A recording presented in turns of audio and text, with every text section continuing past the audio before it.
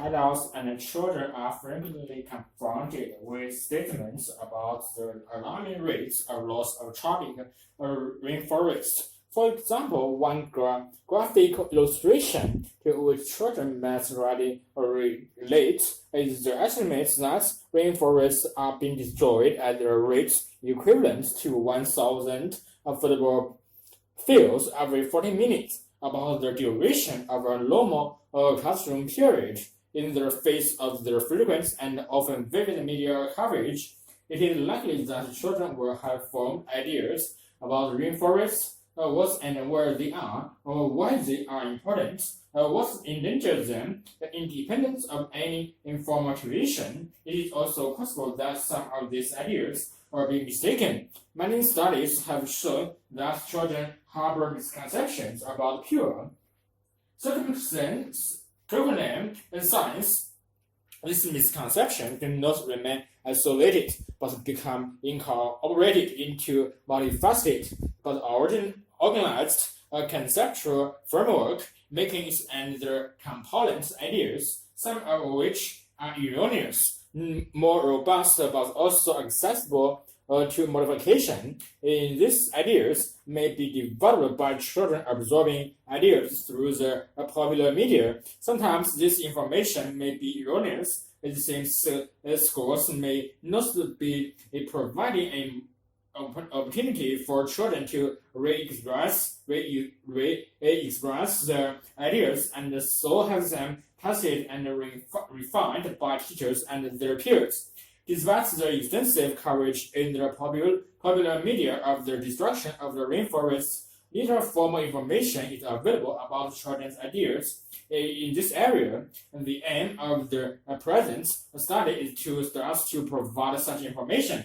You help teachers design their educational strategies to build upon incorrect ideas and to displace misconceptions and to plan programs in environmental studies in their schools. Their study surveys children's scientific knowledge and attitudes to rainforests. Secondary school children were asked to complete a questionnaire containing 5 open-form questions, and their most frequent response to the first question were descriptions which are self-evident from the term rainforest. Some children describe them as damp, wet, or hot. The second question concerned the geographical location of rainforests. The common responses were continents or countries. Africa, given by 43% of children, South America 30%, Brazil 25%.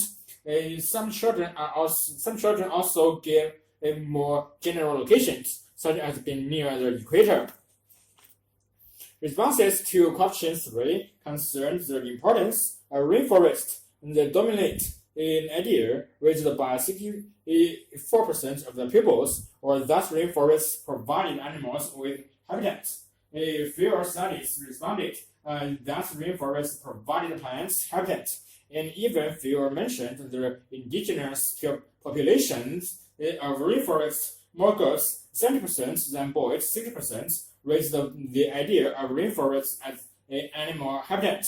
Similarly, but at a lower level, more girls, 13%, than boys, 5%, said that rainforests provided human habitats. These observations are generally consistent with previous studies of people's views about the use of conservation of rainforests, in which girls were shown to be more sympathetic to animals and express the views which seem to place an intrinsic value on non-human animal life. And the fourth question concerned the causes of the destruction of rainforests. Perhaps encouragingly, in more than half of the pupils, 59% identified that it is human activities which are destroying rainforests. Some personalizing the responsibility by the use of terms such as "we are." About 18% of the pupils referred specifically to logging activity.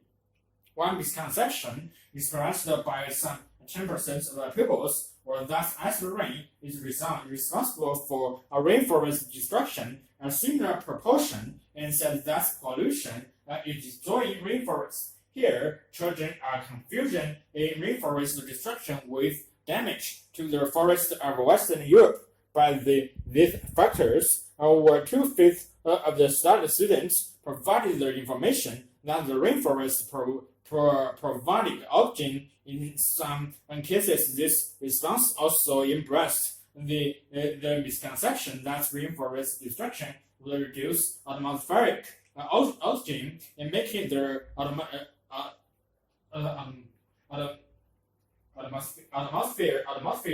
atmosphere incompatible with human life on Earth. In answer to the final question about the importance of rainforest conservation, the majority of children simply said that we need rainforests to survive. Only a few of the pupils, 6%, mentioned that rainforest destruction may contribute to global warming. This is surprising considering the high level of the media coverage on this issue. Some children expressed the idea that the conservation of rainforests is not important. The results of the study suggest that certain ideas predominate in the thinking of children about rainforests. People's responses indicate some misconceptions in basic scientific knowledge of rainforests ecosystems, such as the ideas about rainforests as habitats for animals, plants, and humans, and the relationship between climatic change and the destruction of rainforests. Pupils did not volunteer ideas that suggested that they appreciated the complexity of causes of rainforest destruction. In other words, they give no indication of an appreciation of either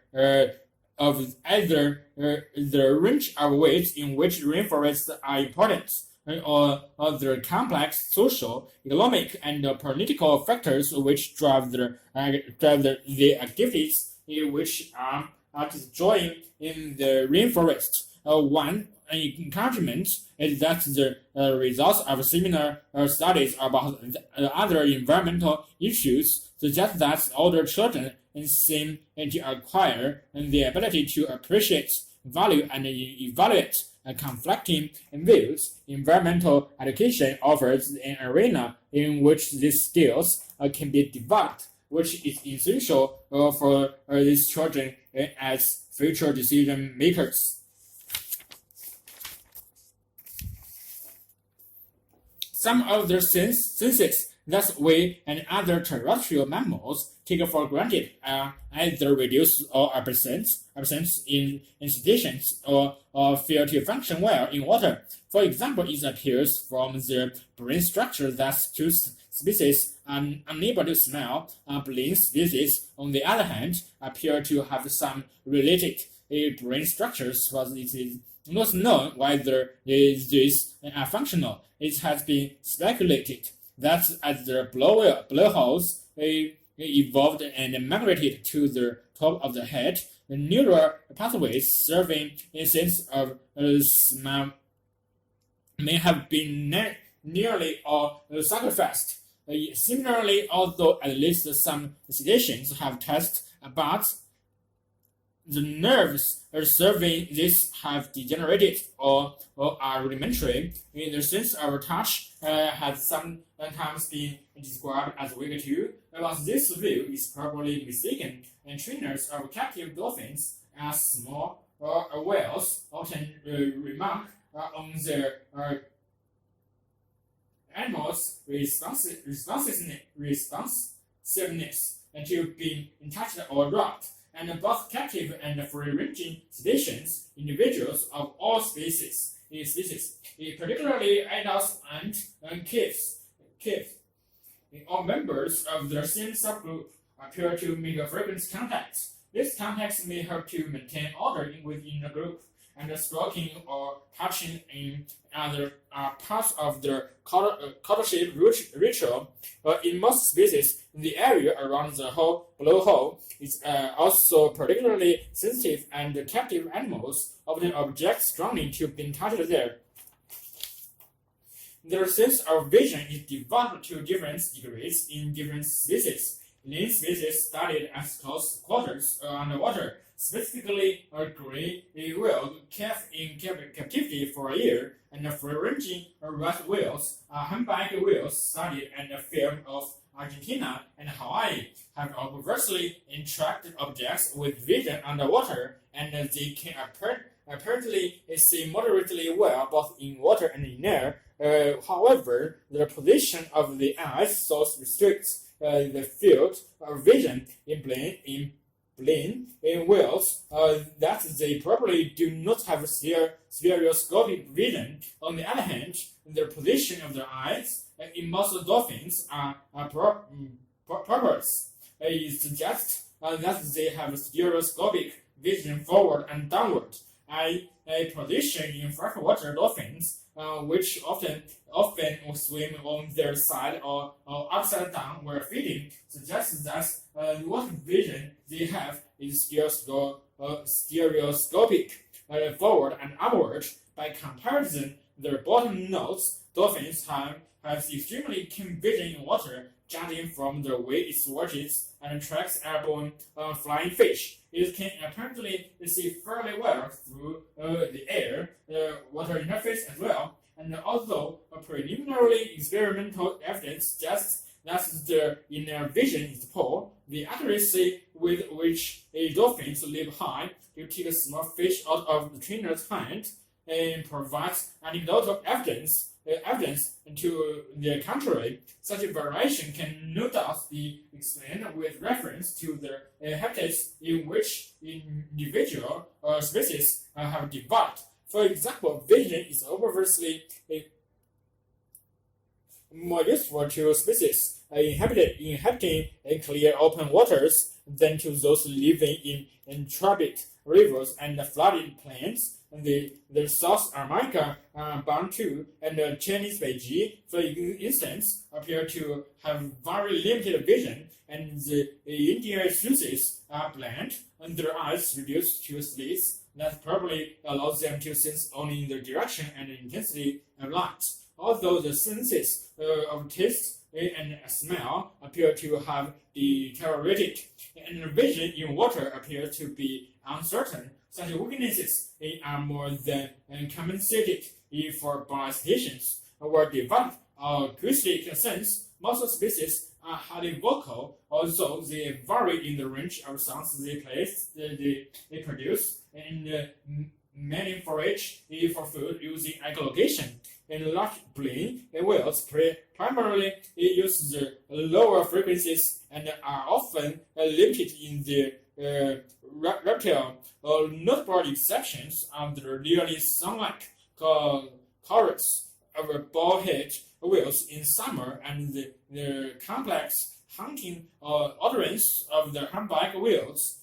Two species in general employ more of the frequency spectrum and produce a wider variety of sounds than brain species, though the sperm whale apparently products a monotonous series of high energy clicks and little earths. Some of the more complicated sounds are clearly communicative, although what role they may play in their social life and cultural representations have been more the subjects of wide speculation than of solid science.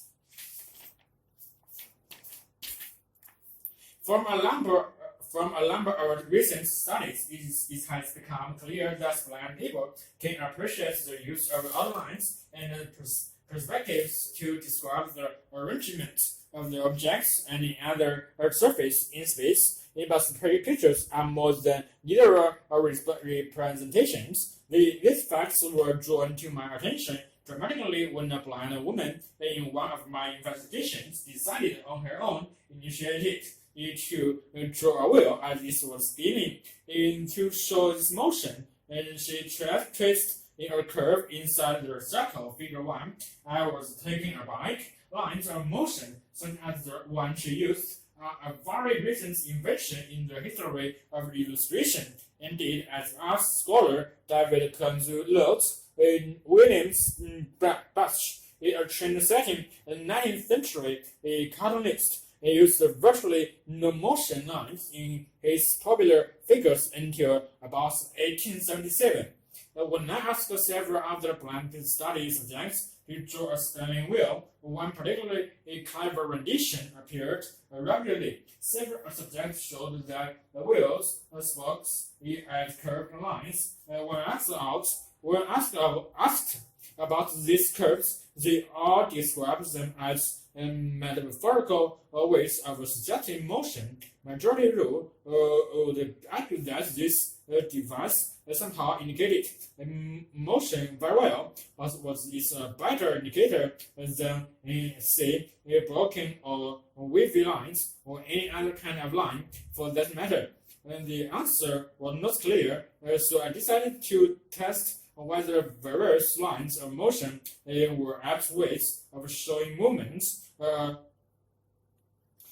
if they were merely idiosyncratic marks. Moreover, I wanted to discover whether there were differences in how their blend and their cited and interpreted lines of motion.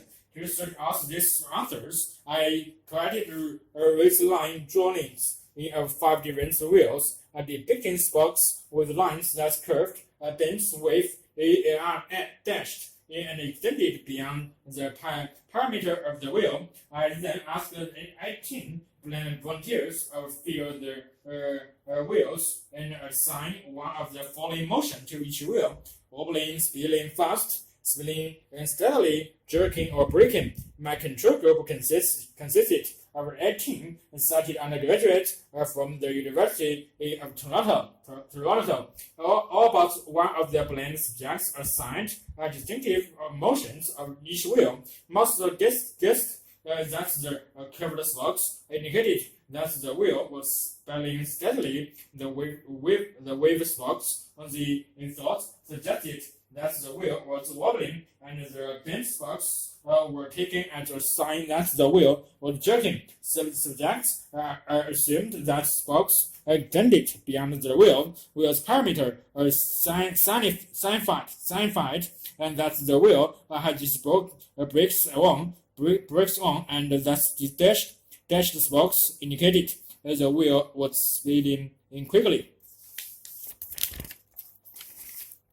In addition, the favorite description for the cited was the favorite description for the blend in every instance. What is more, the consensus among the cited was barely higher than that among the blend, because motion devices are unfamiliar to the blend. The task I gave them involved some problem solving. Eventually, however, the blend not only figured out meaning for each line of motion, but as a group, they generally came up with the same meaning, at least as frequently as did cited subjects. We have found that the blend understand the other kind of visual metaphors as well. One blind woman drew a picture of a child inside her heart, choosing the symbol, she said, to show that love surrounded the child with Chen Hongnu, doctoral students from China. I have begun exploring how blind people understand the symbolism behind shapes such as hearts that do not directly represent their meaning. We gave a list of 20 pairs of words to cited subjects and asked them to pick from each pair the term that's best related to a circle and the term that's best related to a square. For example, we asked, what goes with soft? a circle or a square, which shape goes with heart all over, suggesting the circle source and the square heart are for 94% ascribed happy to the circle instead of set, but other pairs revealed less agreement. 79% match the fast to slow and weak to strong, respectively, and only 51% linked deep to circle and shallow to square. See Figure 2 when we tested for totally blind volunteers using the same list. We found that their choices closely resembled those made by their sighted subjects. One man who had been blind since birth scored extremely well. We made only one match differing from the consensus assigned far to square and near to circle. In fact, only a small majority of sighted subjects, 53%, had paired far and near to opposite patterns. Thus, we concluded that the blind interpret abstract shapes as sighted people do.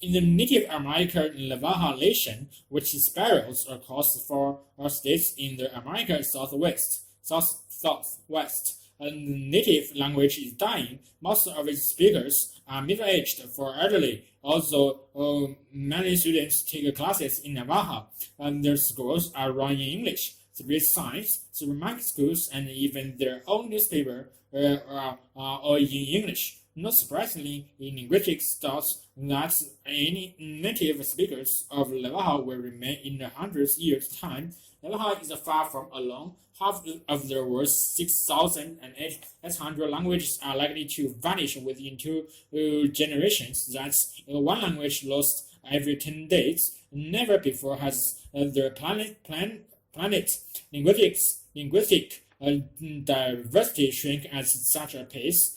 At the moment, we are heading for about 3 or 4 languages dominating the world. Says Macpaja, the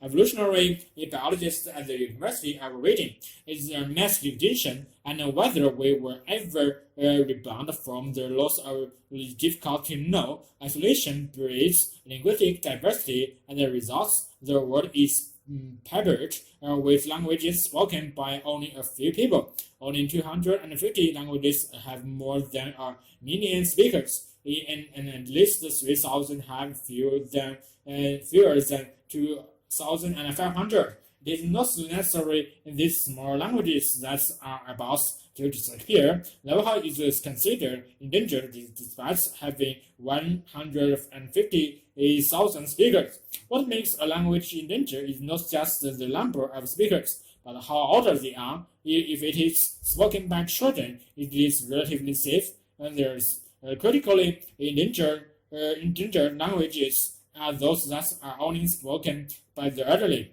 According to Michael Crosses, director of the Alaska Native Language Center in Fairbanks, why do people reject the language of their parents? It began with the crisis of confidence.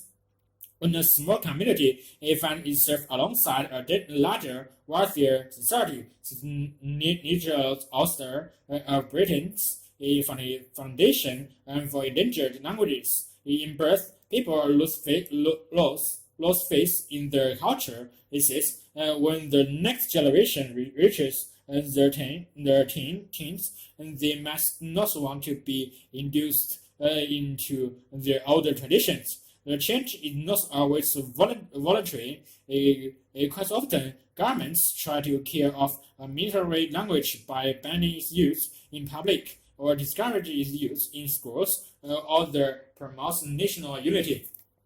The former U.S. policy of running Indian reservation schools in English, for example, effectively put languages such as Navajo on the danger list. but Marfon, who chairs the linguistics department at the University of Chicago, argued that the deadest weapon is not government policy, but economic globalization.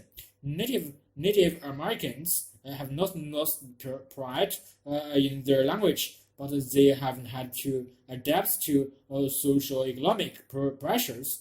He says they cannot refuse to speak English if most commercial activity is in English, but our languages was saving at the very least. There's a loss of data for the study of languages and their evolution, which relies on comparison between languages, both living and dead.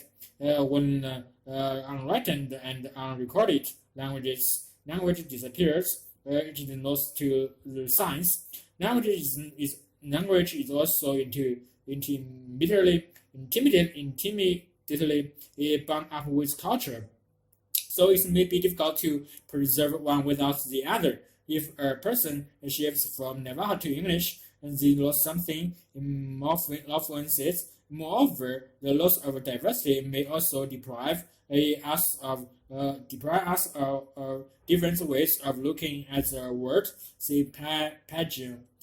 There is mounting evidence that learning a language produces psychological changes in the brain. Your brain and mine are different from the brain of someone who speaks French. And for instance, Pagel says, and this could affect our thoughts and perceptions and the patterns and connections we make among various concepts may be structured by the linguistic habits of our community. So despite language's best efforts, many languages will disappear over the next century, but a growing interest in cultural identity may prevent the death prediction from coming true. The key to fostering diversity is for people to learn their ancestral tongue as well as their dominant language, says Don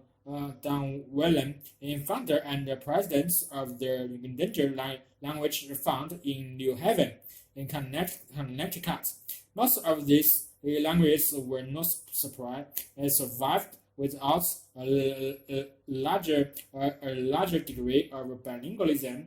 He says, in New Zealand, classes for children have slowed the erosion of Mario and rekindled interest in the language. A similar approach in Hawaii has produced about 8,000 new speakers of Polynesian languages in the past few years. In California, apprentice programs have provided life support to several indigenous languages volunteer apprentices, paired up with one of the last living speakers of the Native American in town to learn traditional skills such as basket weaving, with instruction exclusively in the endangered language.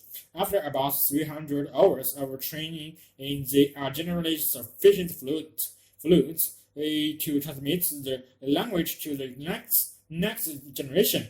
But Morphin insists that preventing a language dying out is not the same as giving it new life by using it every day. Preserving a language is more likely preserving fruits in a jar, he says. However, preservation can bring a language back from the dead. There are examples of languages that have survived in written form and then been revived by later generations. But a written form is essential for this. So the mere possibility of revival has led many speakers of endangered languages to develop systems of writing and were not existed before.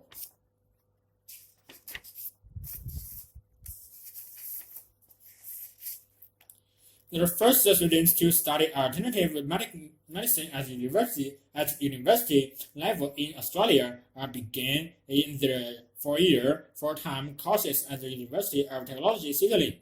In early 1994, their course covered, among other therapies, acupuncture. The theory is the lens is based on the traditional Chinese explanation of these ancient healing arts, that it can regulate the flow of qi or energy through pathways in their body. This course reflects how far some alternative therapists have come in their struggle for acceptance by the medical establishment. Australia has been Europe in the Western world in having a very conservative attitude to nature or alternative therapists. According to Dr. Paranava, a lecturer in public health at the University of Italy, we have had a tradition of doctors being fairly powerful, and I guess they are pretty loath to allow any pretenders to their position to come into it. In many other industrialized countries, orthodox and alternative medicine have worked hand in glove for years. In Europe, only orthodox doctors can prescribe herbal medicine. In Germany, plants remedies accounts for 10% of the national turnover for pharmaceuticals. Americans made more visits to alternative therapists than to orthodox doctors in 1990, and each year they spent about $12 billion on therapies that have not been scientifically tested. Disenchantment with orthodox medicine has seen the popularity of alternative therapies in Australia climb steadily during the past 20 years. In the 1983 National Health Survey, 1.9% of people said they had conducted chiropractor, naturopath, osteopath, acupuncturist, or herbalist in the 2 weeks prior to the survey. By 1990, this figure had risen to 2.6% of the population, and 550,000 consultations with alternative therapists reported in the 1990 survey represented about an eighth of the total number of consultations with medically qualified personnel covered by the survey. According to Dr. Laver and colleagues writing in the Australian Journal of Public Health in 1993, better educated and less accepting public has become disillusioned with their experts in general, and increasingly is skeptical about science and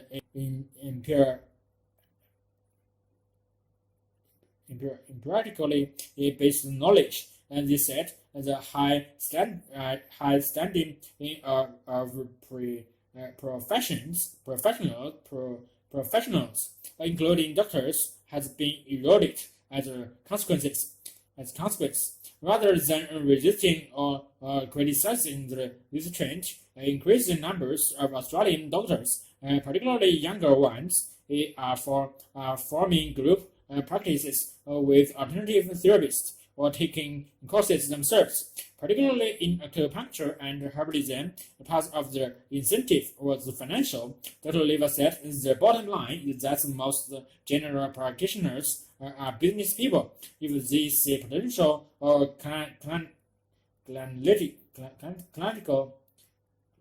clinical going elsewhere, they must want to be able to offer a similar service.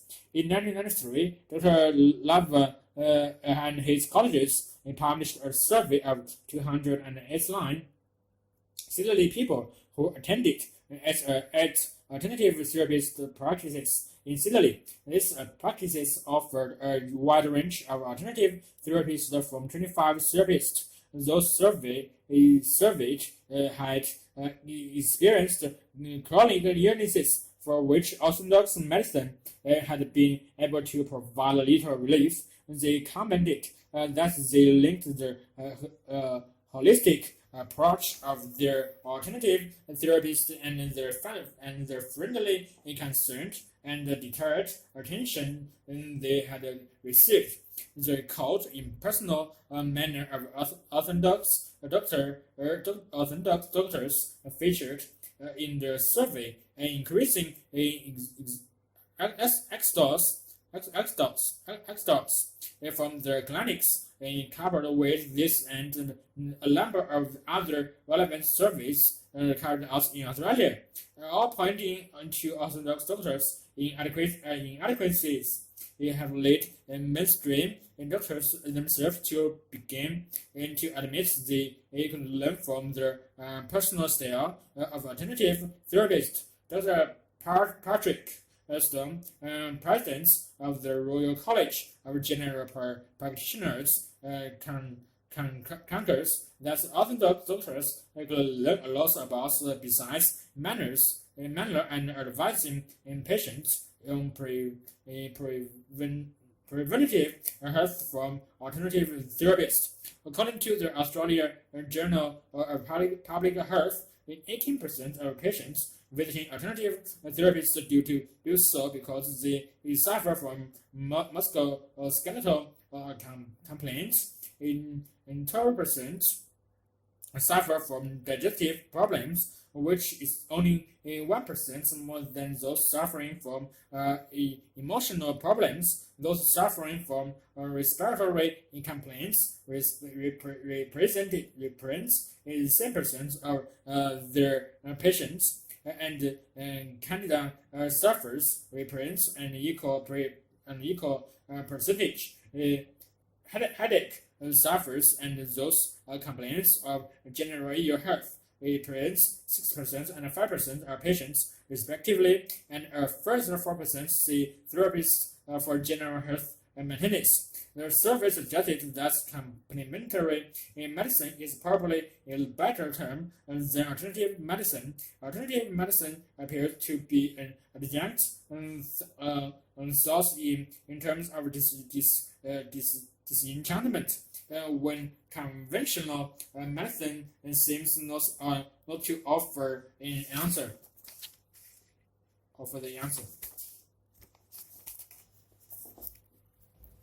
Playing is a serious business. Children engrossed in a make-believe world of fox cubes play fighting or kissing a ball of string,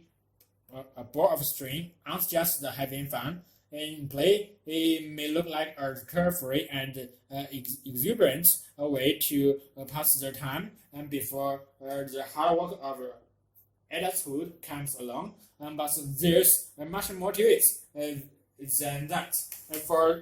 For start, play can even cost animals their lives. 80% of deaths among July seals occur because playing pupils fear to sports predators approaching.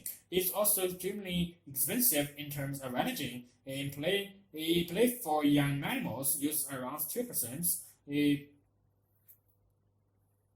2 or 3% of their energy in comforting.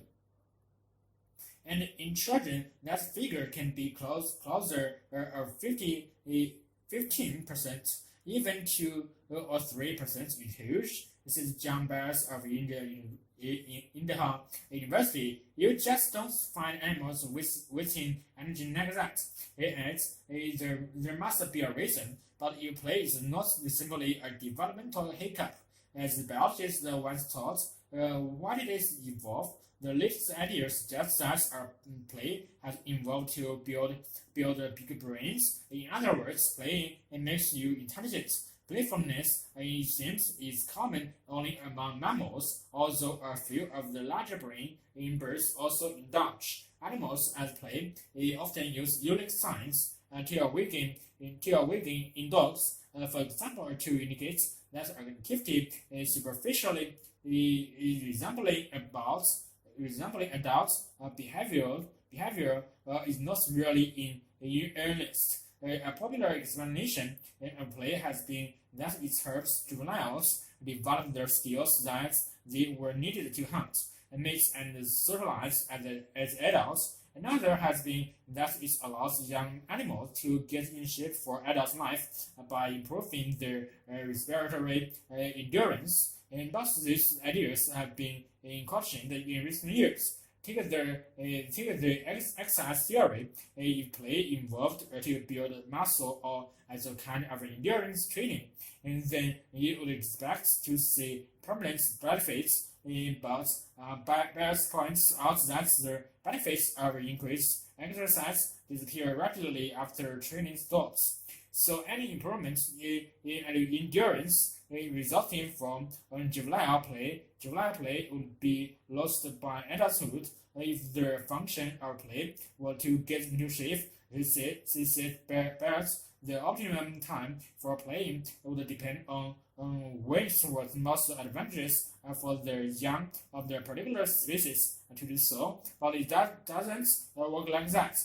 Across species, play train tends to peak about halfway through the cycling stage and then decline, and then there's skill training and hypothesis. At the first glance, playing animals do appear to be practicing in their complex maneuvers they were needed in adulthood, but a closer inspection reveals this interpretation too simplistic. In one study, behavior ecologist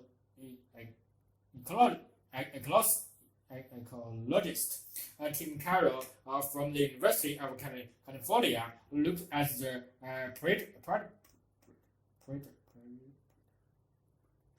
predatory play of kittens and their predatory behavior when they reached adulthood. He found that the way the cats played has no significant effects on their hunting pulse in later life. Earlier this year, Sergio Pérez of Lethbridge University, Canada, reported that there is a strong positive link between brain size and playfulness among mammals in general. Comparing measurements of 15 orders of mammal, and his team found larger brains for a given body size are linked to greater playfulness. And the converse was also found to be true. Robert Barton of Durham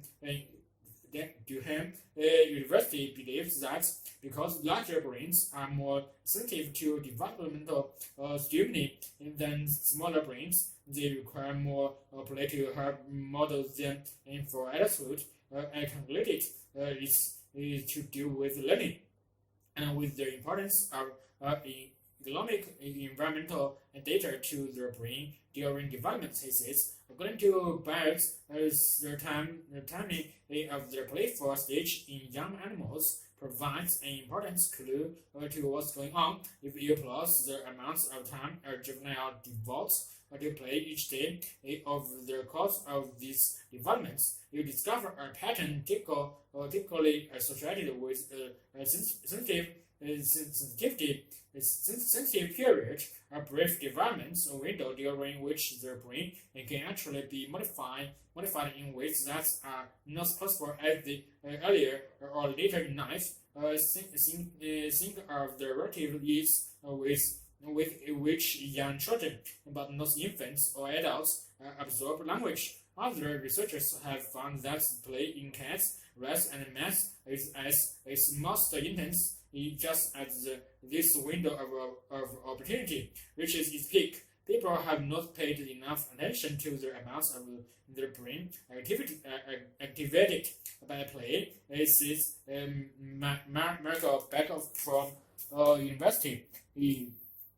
Beckhoff study collect pupils as play and found that the kind of behavior involved was markedly more variable and unpredictable than that of adults.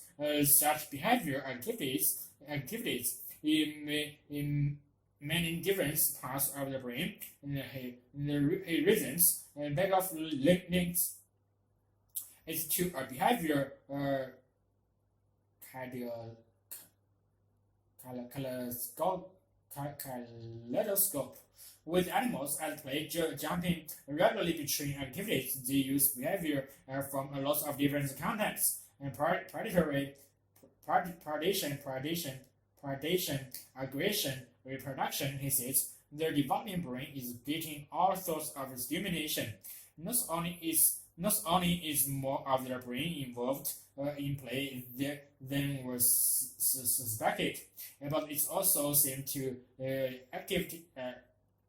activate higher cognitive processes. There's enormous cognitive involvement in play, since back of A points out that play often involves complex assessments,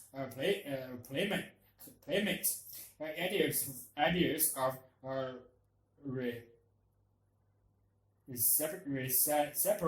reciprocity, and the use of specialized signs and rules. He believes that play creates a brain that has greater behavioral flexibility and improved potential for learning. And later in life, the idea is backed up by the work of Stephen Sevier of Edinburgh College. Silly student studied how our bus or play affected the brain's levels of the particular chemical associated with their stimulations and growth of nerve cells. He was surprised by the extent of their activation. Play just lights everything up. He says by allowing link-ups between brain areas that might not normally communicate with each other. Play may enhance activity and enhance creativity. What makes further explanation is just about the way children are raised in many societies today. We already know that Rust pupils are denied the chance to play through smaller brain components and fail to develop their ability to apply social rules when they interact with their peers. With schooling and begin in earlier and become increasingly exam-oriented or oriented. Play is likely to get even less of a look in. Who knows what the results of that will be.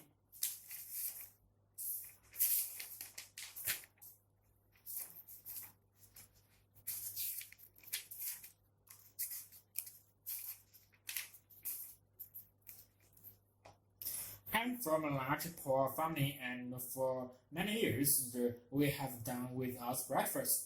Ever since I joined the Space Kids International program, I have been able to buy my family sugar and buns for breakfast. I have also bought myself decent second-hand clothes and shoes. We have had a business experience. Now I'm confident to explain what we have been done. We have been doing. We have learned cash management and the way of keeping money, so we save for reinvestment. Now business is a part of our lives as well. We didn't knew each other before, and now we have made new friends. Although small-scale business training and credit programs have become more common throughout the world, relatively little attention has been paid to the need to direct such opportunities to young people. Even less attention has been paid to children living on the streets or in difficult circumstances. Over the past 9 years, Space Kids International (SKI) has been working with partner organizations in Africa, Latin America, and India to support the economic lives of street children. The purpose of this paper is to share some of the lessons SKI and our partners have learned. Typically, children do not enable on the streets due to a single cause, but to a combination of factors. Dearth of adequately funded schools is the demand for income at home, family breakdown, and violence. The streets may be attractive to children as a place to find adventures, play, and money. However, it is also a place where some children are exposed with little or no protection to exploitative employment, urban crime, and abuse. Children who work on the streets are generally involved in unskilled, labor-intensive tasks which require long hours, such as shining shoes, carrying goods, gardening or washing cars, and informal trading. And some may also earn income through begging or through thefts and other illegal activities. At the same time, there are street children who take pride in supporting themselves and their families, and who often enjoy their work. Many children may choose entrepreneurship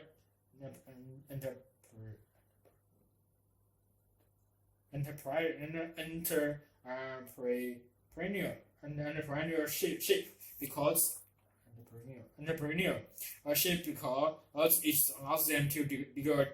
it allows them a degree of independence, and it is less exploitative than many forms of paid employment, and is flexible enough to allow them to participate in other activities such as education and domestic tasks. SKI has worked with partner organizations in Latin America, Africa, and India to develop innovative opportunities for street children and to earn income. In the SKI bicycle carrier service first started in the southern, and participants in this enterprise was supplied with bicycle which they used to deliver parcel and messages, and which they were required to pay for gradually from their wages. A similar program was taken up in Bangalore, India. Another successful project, the Shoe Shining Collective, was a partnership program with the YWCA in the Dominican Republic. In this project's participants were less money and to purchase shoe shining boxes. They were also given a safe place to store their equipment and facilities for individual savings in same plans. The youth skill in enterprise initiative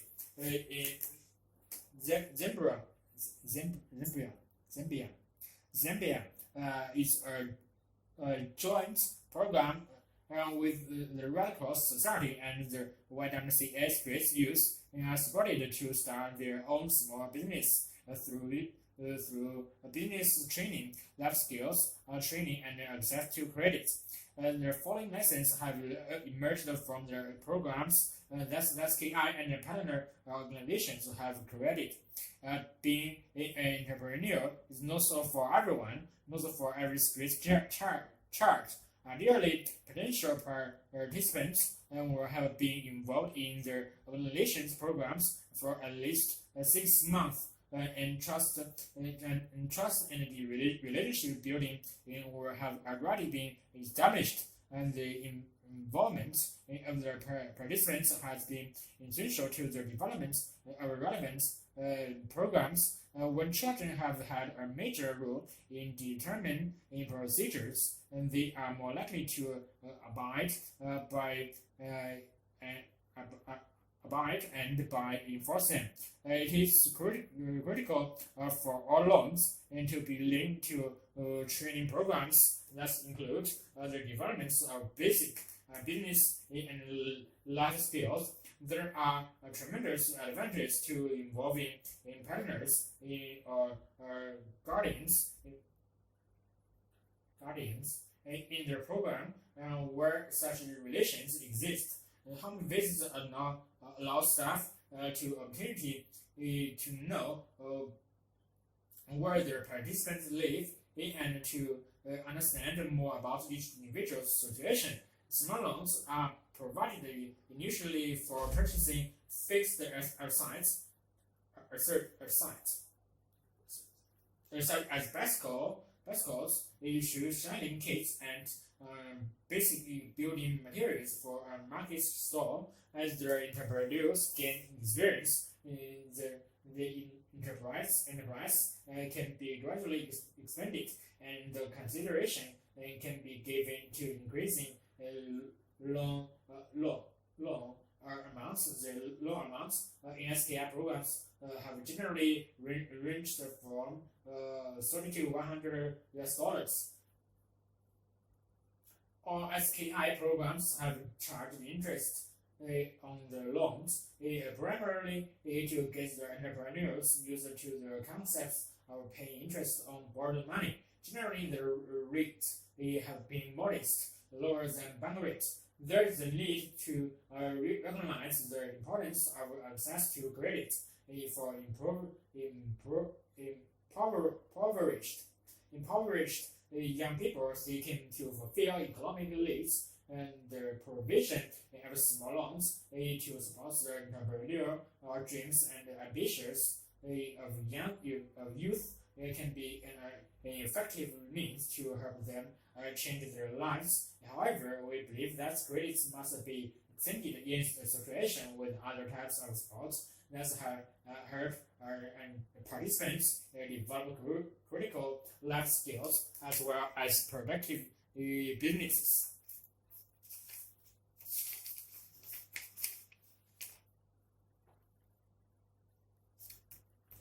Volcanoes are the ultimate earth-moving machinery. A violent eruption can blow the top of kilometers of a mountain and scatter fine ash, particularly all over the globe, and haul rock fragments into the stratosphere to darken the skies continents away. But the classical eruption in coal-shaped mountain in Big Bang mushroom cloud and surges of molten lava is only a tiny part of the global story. In volcanism, the name given to volcanic process rarely has shaped their world. Eruptions have ripped the continents, raised the mountain chains, constructed islands, and shaped the topography of the earth. And the entire ocean floor has basements of volcanic basalt. Volcanoes have not only made their continents, they are also thought to have made their world's first stable atmosphere and provided all the water for the oceans, rivers, and escapes. And there are now about 600 active volcanoes. Every year, they add 2 or 3 cubic kilometers of rock to the continents. Imagine a smaller number of volcanoes smoking away for at least 3,500 million years. That is enough rock to explain the continental crust. Most kinds of volcanic craters is mostly gas. More than 90% of the gas is water vapor from the deep earth, enough to explain over 3,500 million years. That the water in the oceans, the rest of the gas is nitrogen, carbon dioxide, sulfur dioxide, methane, ammonia, and hydrogen. The quantity of these gases, again multiplied over 3,500 million years, is enough to explain the mass of the Earth's atmosphere. We are alive because volcanoes provide the soil, air, and the water we need. Geologists consider the Earth as having a molten core surrounded by a semi-molten metal and brittle outer skin. It helps to sink a soft-boiled egg with a runny yolk. Firm but squishy was and a hard shell. If the shell is even slightly cracked during a boiling, the white material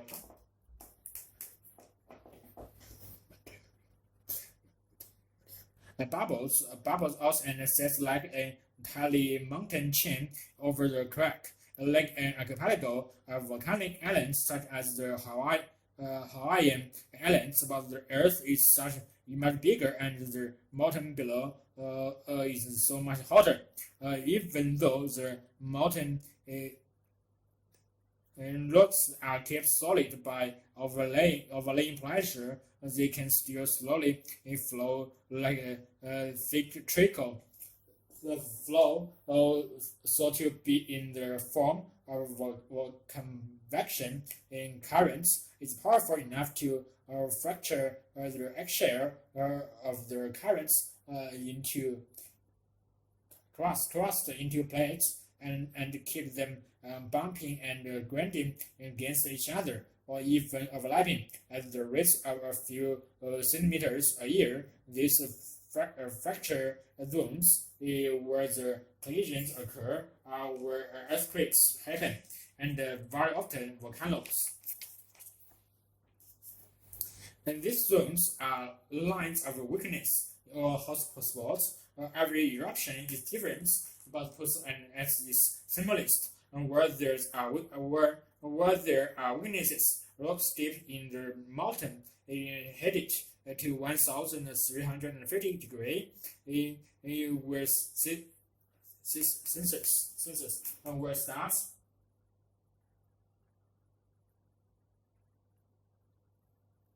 will start to expand and rise. As they do so, the pressure drops and they expand and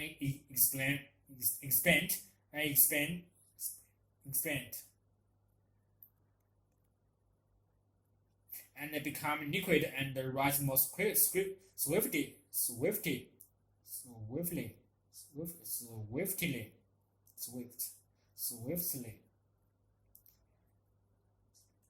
Sometimes it is slow. Vast bubbles from magma, mountain rocks, from the mantle inch towards the surface, cooling slowly to show through at granite extrusion as on sky or greater winning seal. The lava dike squeezed out like toothpaste that carries parts of Hadrian's Wall in northern England, sometimes as in northern Ireland, Wales, and the Karun in South Africa. The magma rose faster and then flowed out horizontally onto the surface in vast thick sheets in the Deccan Plateau. In western India, there are more than 2 million cubic kilometers of lava. Some of it 2,400 meters thick, formed over 500,000 years of slurping eruption. Sometimes the magma moves very swiftly indeed. It does not have time to cool as it surges upwards. The air gases trapped inside the boiling rock expand suddenly. The lava glows with heat. It begins to force and it exploded with a tremendous force. Then the slightly cooler lava following it begins to flow over the lip of the crater. It happens on Mars, it happens on the Moon, it even happens on some of the moons of Jupiter and Uranus. By studying the evidence, a volcanologist can read the force of the great blast of the past. The permits, lights and fall of clouds, the explosion was tremendous. The rocks heavy with huge crystalline basalt and shapes like the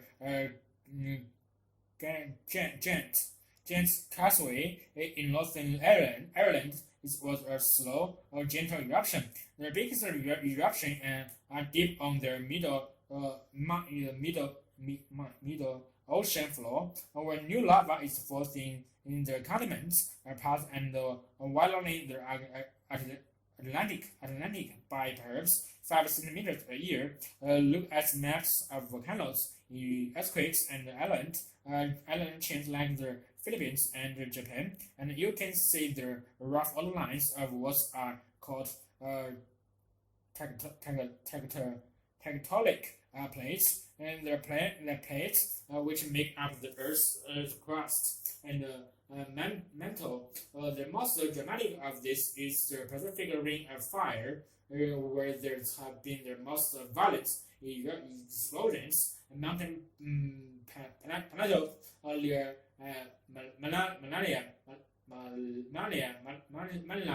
mountains in Rockies and in Mexico about a decade ago, not to mention water-shaking blasts like in the Sunda Straits in 1883, but volcanoes are not very predictable. That is because geological time is not like human time. During quiet periods, volcanoes kept themselves with their own lava by forming a powerful cone from the molten rock sloping off the rim of the crater. Later, the lava cools slowly into a huge, hard, stable plaque, which blocks any further eruption until the pressure below becomes irresistible.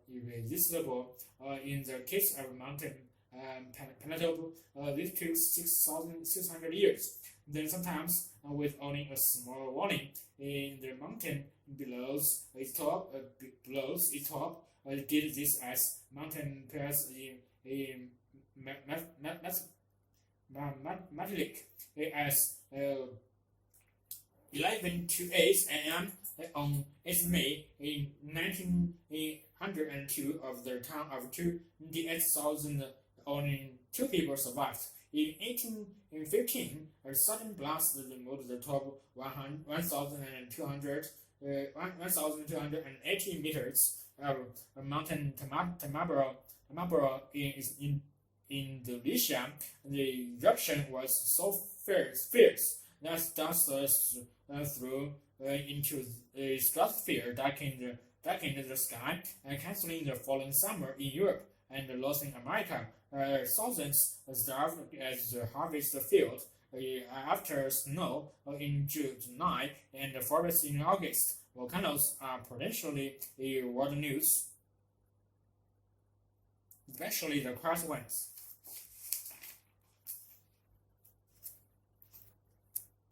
Many procedures are available for obtaining data about a language. They range from a carefully planned, intensive field investigation in foreign countries to a casual introspection about one's mother tongue carried out in an armchair at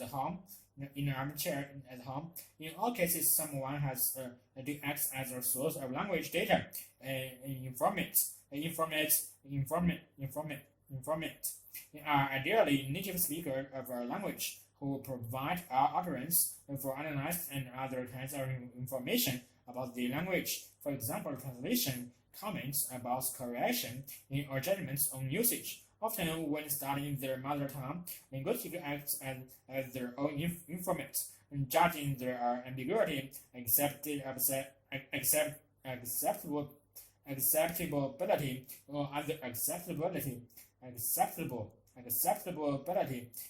or other properties of utterance against in their own intuitions, and their convenience of this approach makes it widely used, and it is considered the norm in the generative approach to linguistics. But linguistics, personal judgments are uncertain or disagree with judgments of other linguistics, at which points resource is needed to more objective methods of inquiry using non-linguistics as informants. The latter procedure is available when working on foreign language or child speech. Many factors must be considered when selecting informants, whether one is working with single speakers or a common situation when languages have not been described before, to people interacting in small groups or large-scale samples. Age, sex, social background, and other aspects of identity are important, as these factors are known to influence the kind of language used, the topic of conversation, and the characteristic of the social setting. For example, the level of formality is also highly relevant, as the personal qualities of the informants. For example, their fluency and consistency. For larger studies, scrupulous attention has been paid to the sampling in the theory employed, and in all cases, decisions have to be made about the best investigate techniques to use. Today, researchers often tape records in informant record informant. This enables the linguistics claims about the language to be checked and provides a way of making those claims more accurate. Difficult pieces of speech can be listened to regularly, but obtaining linguistics being naturalistic in good quality data is never easy. People talk abnormally when they know they are being recorded, and the sound quality can be poor. A variety of tape recording procedures have thus been devised to minimize the observer's paradox. How to observe the way people behave when they are not being observed. Some recordings are made without the speakers being aware of the facts. A procedure thus obtains for nature data, though ethical objections must be anticipated. Alternative attempts can be made to make the speaker forget about the recording, such as keeping the tape recorder out of sight, or using radio microphones. A useful technique is to introduce a topic that quickly involves the speaker and stimulate a natural language style. For example, ask an older informant about how times have changed in their locality. An audio tape recording does not solve all the linguistics problems. However, speech is often unclear and ambiguous. Where possible, therefore, the recording had to be supplemented by the observer's written comments on the nonverbal behavior of the participants and about the context in general. Facial expression, for example, can dramatically alter the meaning of what is said. Video recording avoid this problem to a larger extent, but even they have limitations, and the camera cannot be everywhere, and the transcription always benefits from any additional commentary provided by an observer. Linguistics also make great use of structured sessions in which the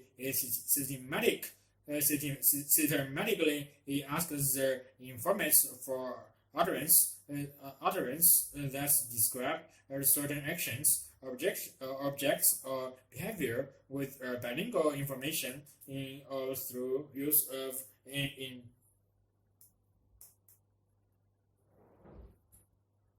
interpreter. It is possible to use translation techniques. How do you see table in your language? A larger number of points can be converted in a short time using interview worksheets and questionnaires. Often the researcher wishes to obtain information about just a single variable, in which case a restricted set of questions may be used. a particular feature of pronunciation, for example, can be elicited by asking the informants to say in the restricted sets of words. There are also several direct methods of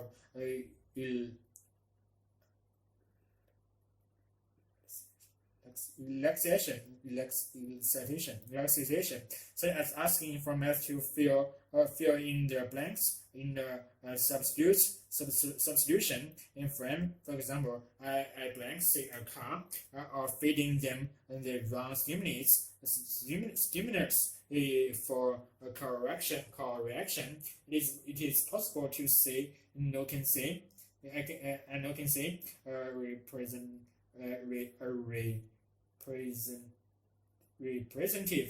representative sample of language compiled for the purpose of linguistics analysis is known as corpus. Corpus enables the linguistics to make unbiased statements about frequency of usage, and it provides accessible data for the use of different researchers. Its range and size are variable. Some corporal attempts to cover the language as a whole, taking extras from many kinds of texts. Others are extremely selective, providing a collection of material that deals only with a particular linguistic feature. The size of the corpus depends on particular factors, such as the time available to collect and process and store the data. It can take up to several hours to provide an accurate transcription of a few minutes of speech. Sometimes a small sample of data will be enough to decide linguistic hypothesis. By contrast, corporal in major research projects can in total millions of words. An important principle is that corporal, whatsoever the size, are inevitably limited in their coverage and always need to be supplemented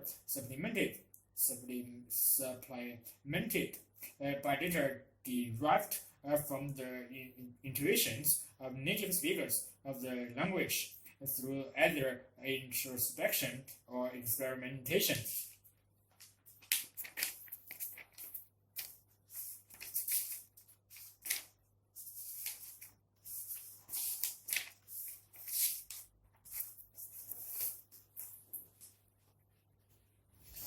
Since the earlier years of the 20th century, when the International Athletic Federation and been keeping records, there has been a steady improvement in how fast athletes run, how high they jump, and how far they are able to massive objects themselves, included through space. For the so-called power event that requires a relatively brief, explosive release of energy, like the 100-meter sprints and long jump, times and distance have improved 10 to 20%. In the endurance events, the results have been more dramatic. And the 1908 Olympics joined the heads of the U.S. team run a marathon in a time of 2 hours 55 minutes 18 seconds in 1990. Marco had set a new world record of 2 hours 5 minutes 42 seconds, almost 30% faster. No one theory can explain improvements in performance, but the most important factor has been genetics, and the athletes must choose his parents carefully. This is just sports scientist as in Indiana University invoking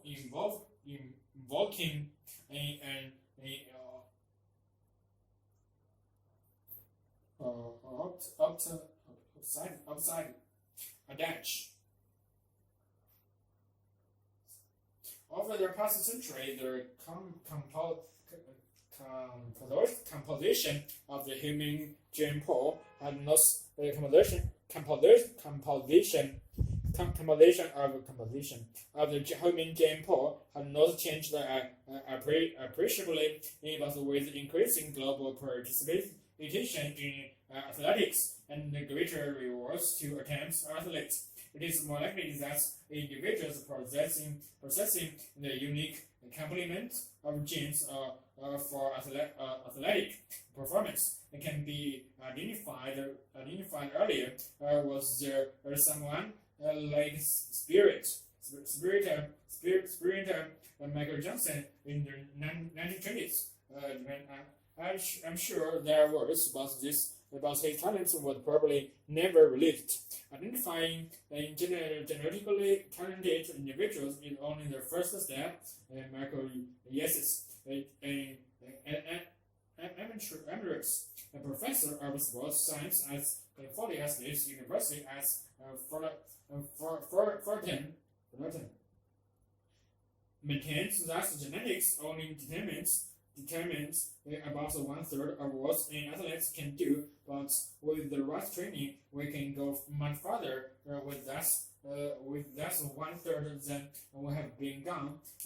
Yes, believes that U.S. runners, despite their impressive achievements, are running on their genetics. By applying more scientific methods, they are going to go much faster. These methods include strength training that duplicates what they are doing in their running events, as well as plyometrics, a technique pioneered in the former Soviet Union. Whereas most exercises are designed to build up strength or endurance, plyometrics focus on increasing power, the rates at which an athlete can expend energy when a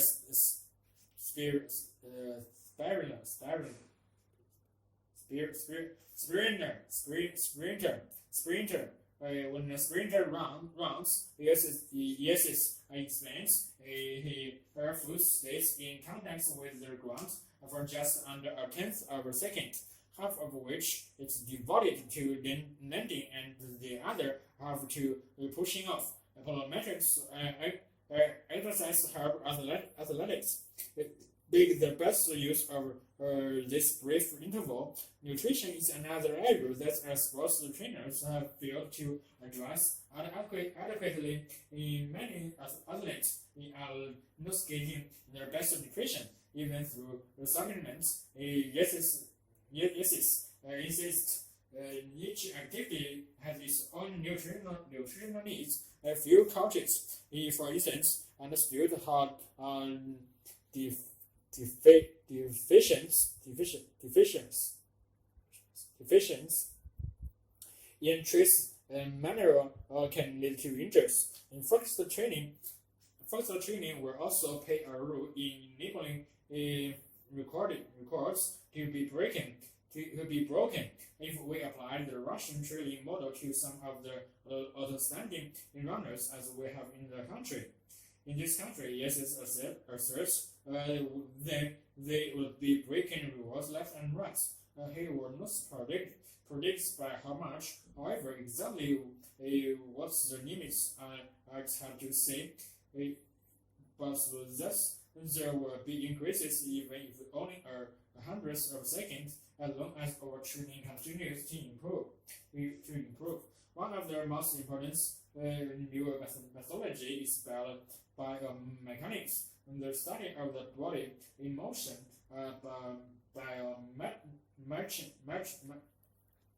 Biomechanic films in excellence in action and then tides performance, recording the motion of every joint and limb in 3 dimensions. By applying Newton's law to these motions, we can see that this athlete run is not fast enough.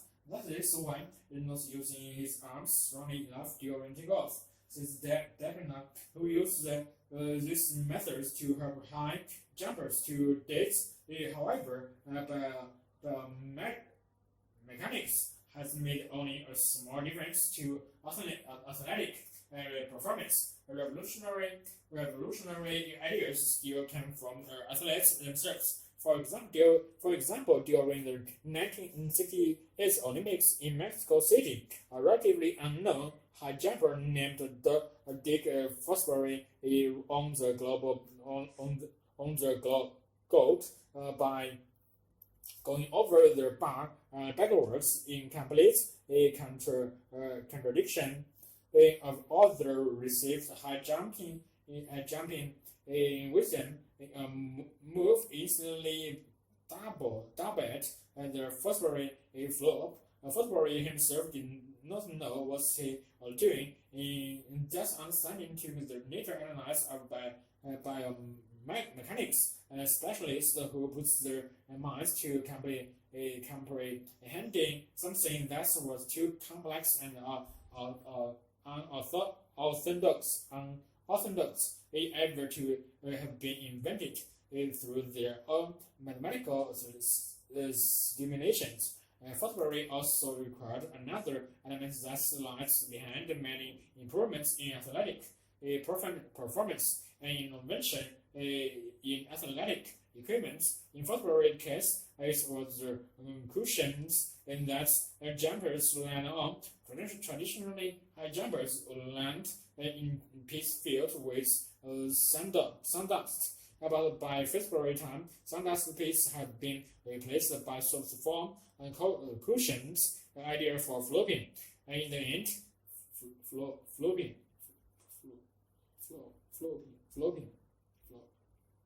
In the end, most people who examine human performance are humbled by the resourcefulness of athletes and the power of a human body. Once you study athletics, you learn that it's a vexing and complex issue. Steve Jones, a sports psychologist at the Indiana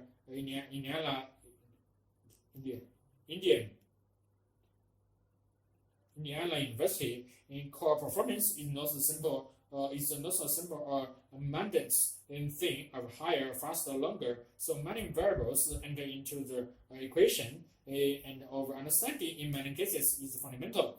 We have got a long way to go for the foreseeable future. Records will be made to be broken.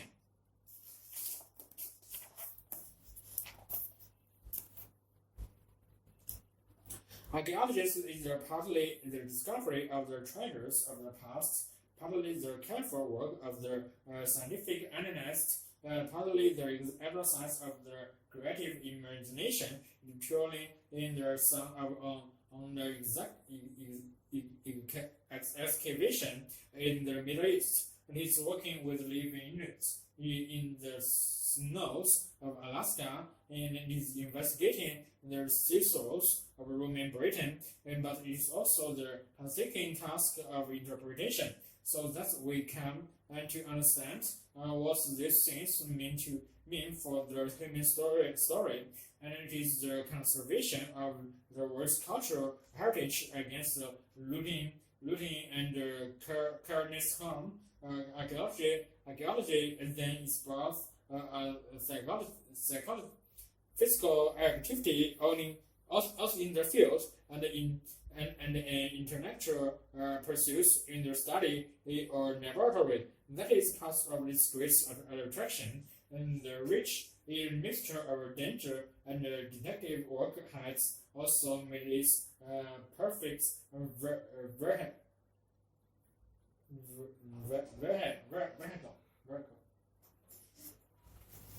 for fiction writers and filmmakers. From artist Chris Christian with murder in Mesopotamia until Stephen and Seabirds with Indiana and John. However, far from reality, such portraits they capture the essential truth that archaeology is an exciting quest, and the quest for knowledge about ourselves and our past. But how does archaeology relate to discipline and disciplines such as anthropology and history that are also concerned with the human story? Is archaeology itself a science? And what are the responsibility of the archaeologist in today's world? Anthropology, at its broadest, is the study of humanity over physical characteristics animals and over unique non-biological characteristics that we call culture. Culture in this sense includes what the anthropologist and Arnold Taylor summarized in 1871 as knowledge, belief, arts, morals, custom, and any other capabilities.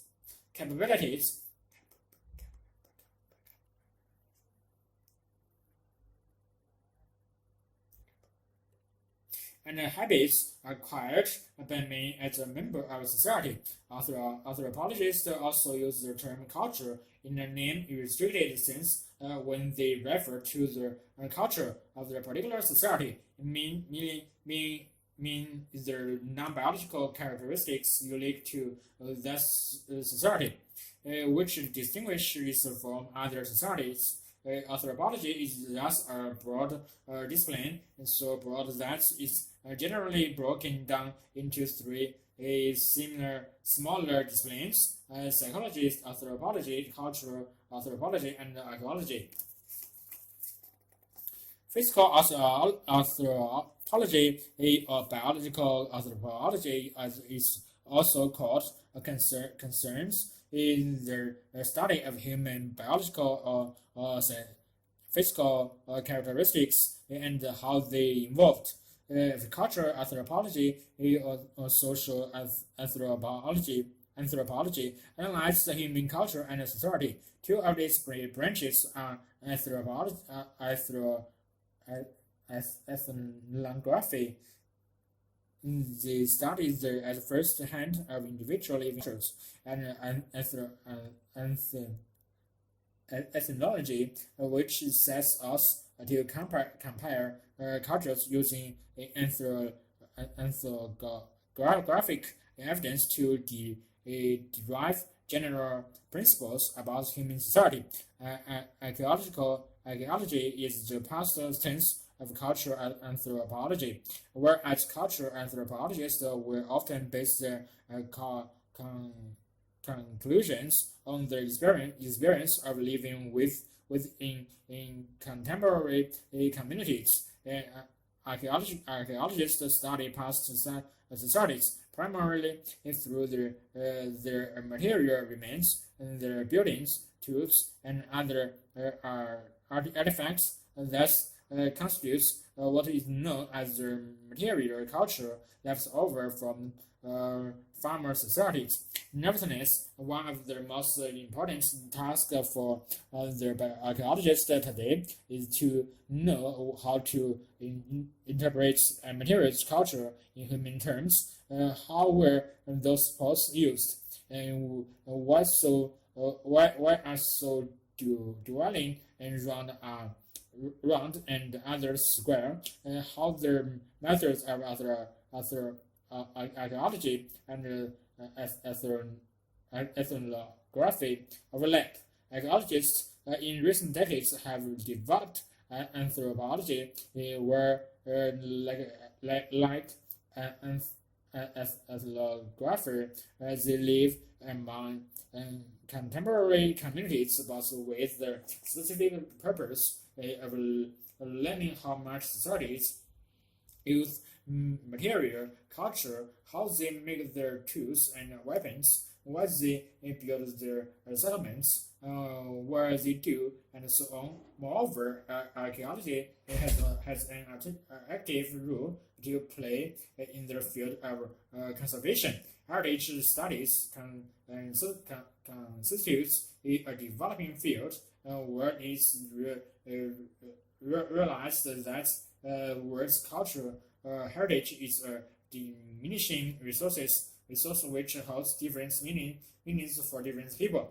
If then archaeology deals with the past, in what way does it differ from history in the broadest sense, just as archaeology is an aspect of anthropology, so too is a part of history. What we mean in the whole history of humankind from the beginnings of 3 million years ago. Indeed, for more than 99% of that huge span of time, archaeology, the study of past material culture, is the only significant source of information. Conventional historical sources began only with the introduction and writing records around 3000 BC in Western Asia, and much later in most other parts of the world. Commonly, a joint distinction is between prehistory, for example, the period before writing records, and history in the natural sense, meaning the study of the past using written evidence, into archaeology, in which studies all cultures and periods, whether with or without writing. In the distinction between history and prehistory is a convenient dividing line, in that recognize the importance of the writing words, but no way license the importance of the useful information contained in oral history. Since the aim of archaeology is the understanding of humankind, it is a humanistic study, and since it deals with the human past, it is a historical discipline, but it differs from the study of writing history in a fundamental way. The material the archaeologist finds that not as directly what to think.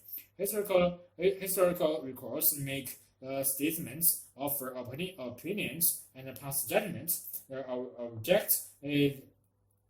objects the archaeologists discover, on the other hand, tell us nothing directly in themselves. In this respect, the practice of the archaeologist is rather like that of the scientists who collect data, conduct experiments, formulates hypotheses, test the hypothesis against more data, and then, in conclusion, devises a model. Divides a model that seems best to summarize the pattern observed in the data. The archaeologists have to develop a picture of the past, just as the scientist has to develop a coherent view of the natural world.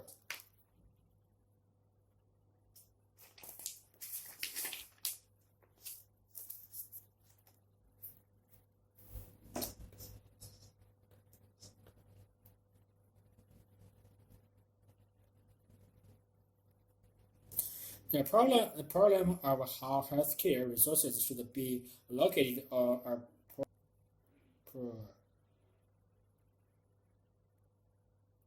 apportioned, so that they are distributed in both the most just and most efficient way. In not a new one, every health system in the economically developed societies is faced with the need to decide, either formally or informally, what proportion of the community's total resources should be spent on healthcare, how resources are to be apportioned, in what diseases and disabilities, and which forms of treatments are to be given priority, which members of the community are to be given special consideration in respect of their health needs, and which forms of treatments are the most cost-effective. What is new is that from the 1950s onwards, there have been certain general changes in outlook about the finitude of resources as a whole, and of healthcare resources in particular, as well as more specific changes regarding the clinic of healthcare resources and the cost of the community of those resources. Thus, in the 1950s and the 1960s, there emerged an awareness in Western societies that resources for the provision of fossil fuel energy were finite and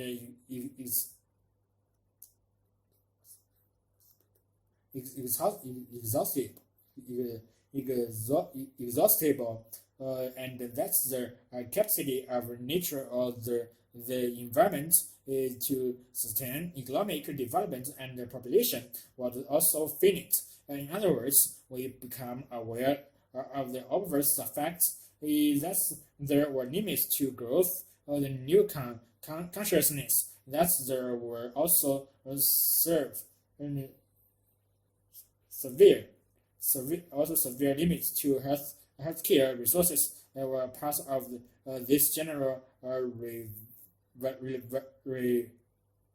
revelation of the obverse. Looking back, it now seems quite incredible that it's in the national health system has emerged in many countries in the years immediately after the 1939 to 45 World War. It was assumed without questions that all the basic health needs of any community could be satisfied, at least in principle. The invisible hand of economic progress would provide.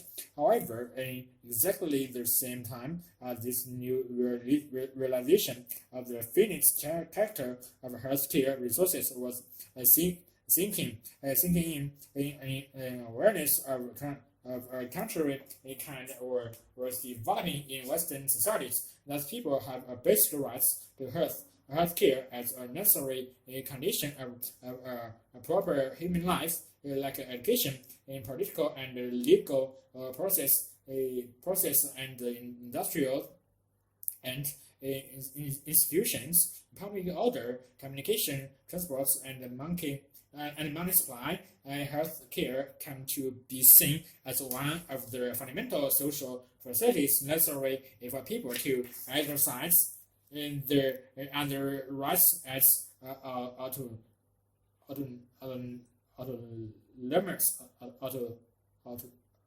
autonomous